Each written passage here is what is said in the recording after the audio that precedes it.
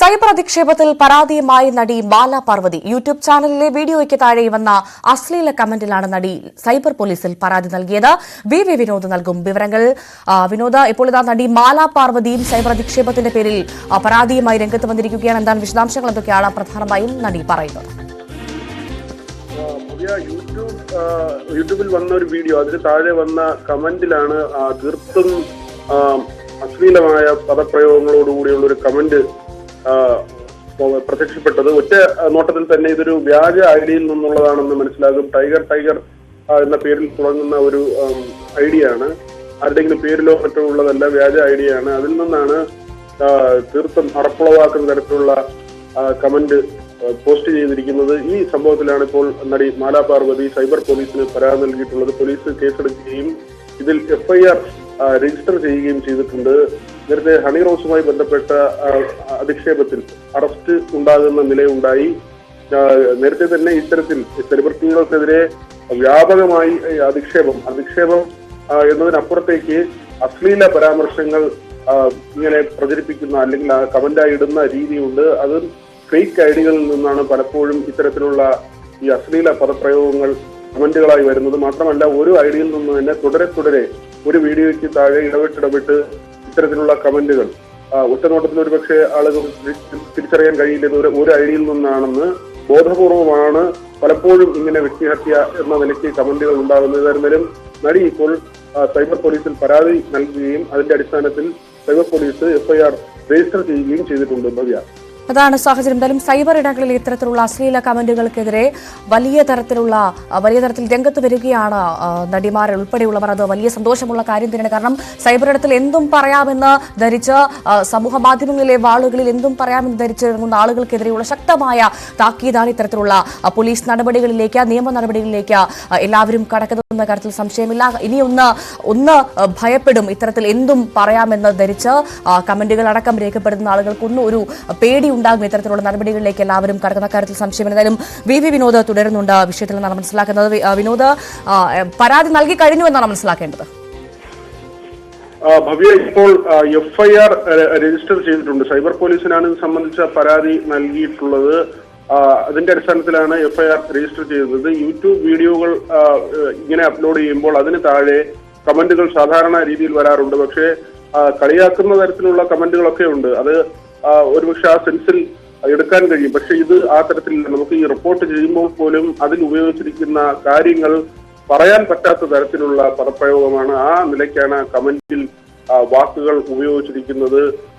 ദയവായി തുടരുക. ഇപ്പോൾ നടി മാല പാർവതി തന്നെ നമുക്കൊപ്പം ചേരുന്നു.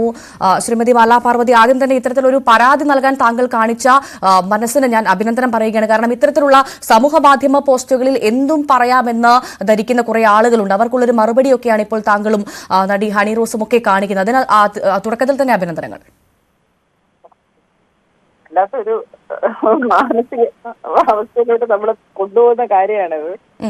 മനസ്സാവാതെ അറിയാത്ത കാര്യങ്ങളെ കുറിച്ചൊക്കെ വളരെ ആധികാരികമായി അശ്ലീലം പറയാൻ ധൈര്യം വരുന്നത് എവിടെ നിന്നാണെന്ന് നമുക്ക് അത്ഭുതപ്പെട്ടു പോയി. ഡിസംബർ 2-ാം തീയതിയാണ് ഞാൻ ആദ്യം ഈ പോസ്റ്റ് കാണുന്നത്.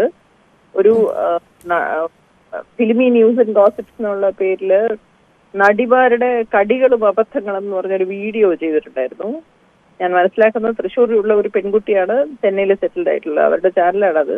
അതിലാണ് ഈ വീഡിയോ വന്നത്. അതിൽ എന്റെ ധാരാളം ഫോട്ടോസും എല്ലാം വെച്ചിട്ട് വളരെ അറപ്പുളവാക്കുന്ന കാര്യങ്ങളാണ് പറഞ്ഞുകൊണ്ടിരുന്നത്. അതിന്റെ താഴെ ടൈഗർ എന്ന് -7x3 എന്നോ അങ്ങനെ എന്തോ ഒരു അതിന്റെ ഡീറ്റെയിൽ, അതിന്റെ പേര് ഞാൻ അത്ര കൃത്യമായിട്ട് അറിയത്തില്ല, എന്തൊരു കോംപ്ലിക്കേറ്റഡ് ആ ഒരു ഐഡിയിൽ നിന്നുകൊണ്ട് വളരെ മോശമായിട്ടുള്ള ഒരു ആരോപണം, ഒരു അലിഗേഷൻ പോലെ ഒരു സെന്റൻസ്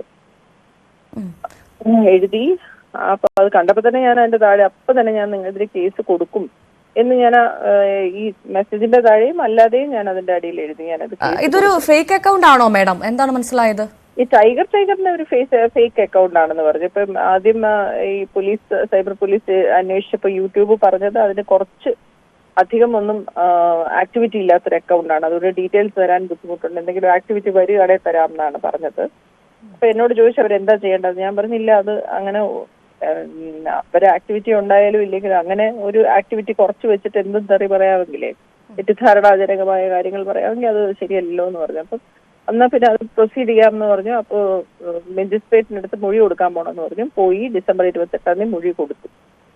അതായത് മാഡം സൈബർ പോലീസിൽ പരാതി നൽകി കഴിഞ്ഞു അല്ലേ? സൈബർ പോലീസിന് ഡിസംബർ 2 കൊടുത്തു. പിന്നെ 16 FIR ആയി. അത് കോടതിയിൽ പോയി. കോടതിയിൽ മജിസ്ട്രേറ്റിന് മൊഴി കൊടുത്തു. ഡിസംബർ 28 മൊഴി കൊടുത്തു. ഈ ഒരു സംഭവം ആദ്യമായിട്ടാണോ അല്ലെങ്കിൽ ഇതിനു മുൻപും ഇത്തരത്തിലുള്ള സൈബർ ആക്രമണങ്ങൾ നേരിട്ടിട്ടുണ്ടോ?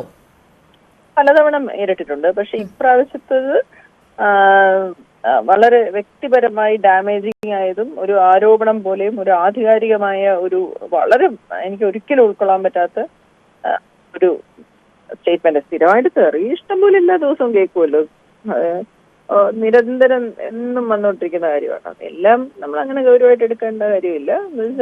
എല്ലാം ഒരു ജനറിക് ആയിട്ട് വരുന്ന കാര്യങ്ങൾ. ഇത് വളരെ സ്പെസിഫിക് ആയിട്ടുള്ള ഒരു ഒട്ടും അംഗീകരിക്കാൻ വയ്യാത്ത ഒരു അശ്ലീലമാണ് അയാൾ എഴുതിയത്. അതുകൊണ്ട് തന്നെയാണ് പരാതിയായിട്ട് മുന്നോട്ട് പോയി. ഇപ്പോൾ പോലീസിന്റെ ഭാഗത്തുനിന്ന് എന്താണ് പറയുന്നത്? എന്ത് നടപടി എടുത്തു? എന്തെങ്കിലും അറിയാൻ സാധിച്ചിട്ടുണ്ടോ? ഇല്ല, ഞാൻ പറഞ്ഞില്ലേ, അത് കോടതിയിൽ നിന്ന് ഇപ്പൊ അതിന്റെ നിയമപ്രകാരം നമ്മൾ കോടതിയിൽ മൊഴി കൊടുക്കണം. അത് കൊടുത്തു. ഇനിയും മജിസ്ട്രേറ്റ് ഓർഡർ ഇടും. എന്നിട്ട് യൂട്യൂബിൽ നിന്ന് ഡീറ്റെയിൽസ് എടുക്കണം. കാരണം ഇത് നമ്മൾ ആരാണെന്ന് വെറുതെ കണ്ടെത്തിയൊക്കെ പറ്റത്തില്ല. ഇത് ആധികാരികമായിട്ട് യൂട്യൂബ് ഡോക്യുമെന്റ് അവരുടെ അഡ്രസ്സും കാര്യങ്ങളും തന്നാൽ മാത്രമേ കേസ് കോടതിയിൽ നിലനിൽക്കുള്ളൂ.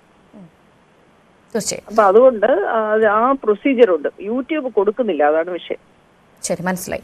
എന്തായാലും വളരെ നന്ദി മാഡം ഞങ്ങളോട് പ്രതികരിച്ചതിന്. വളരെ നന്ദി. കൊടുത്തു കഴിഞ്ഞാൽ ഞാനത് അവസാനം വരെ കേസ് പോകും. തീർച്ചയായും വളരെ മികച്ച തീരുമാനമാണ്. കാരണം ഇത്തരത്തിൽ സൈബർ ഇടങ്ങളിൽ എന്തും സ്ത്രീകൾക്കെതിരെ എന്തും പറയാമെന്ന് കരുതുന്ന ആളുകൾക്കുള്ളൊരു മറുപടി കൂടിയാണ് നിങ്ങളുടെയൊക്കെ ഈ ഒരു ഇടപെടൽ എന്ന കാര്യത്തിൽ സംശയമില്ല. എന്തായാലും തീർത്തും ഒരിക്കൽ കൂടി പറയുന്നു, അഭിനന്ദനങ്ങൾ ഇത്തരത്തിലുള്ള നിയമ നടപടിയുമായി മുന്നോട്ട് പോകാൻ കാണിച്ച മനസ്സിന്. വളരെ നന്ദി.